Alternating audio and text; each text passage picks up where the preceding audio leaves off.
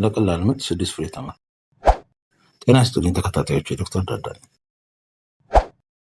በእርግዝና ወቅት መመገብ ካለብሽ ምርጥ የተፈጥሮ ምግቦች አንዱ ነው። በዋናነት ካርቦሃይድሬት፣ ፋይበር፣ አይረን፣ ፖታሲየም፣ ማግኒዚየም እና የመሳሰሉ ንጥረ ነገሮች የያዘ ነው። ከዚህም ተያይዞ ፈጣን የጉልበት ምንጭ፣ የሆድ ድርቀትን ይከላከላል፣ ደም ማነስን ይከላከላል፣ ጤነኛ ጡንቻዎች እንዲኖርሽ ይረዳል።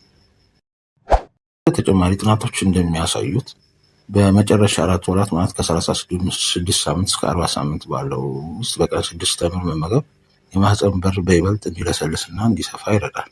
ከዚህም ተያይዞ ምጥ ቀላል እንዲሆንና በተፈጥሮ ያለ ምጥ መርፌ እንዲወልዱ ያግዛል።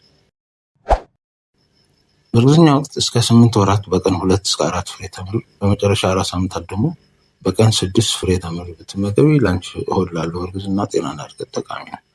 ተጨማሪ የጤና ምክር አካውንት ይከታተሉ። ስላዳመጡ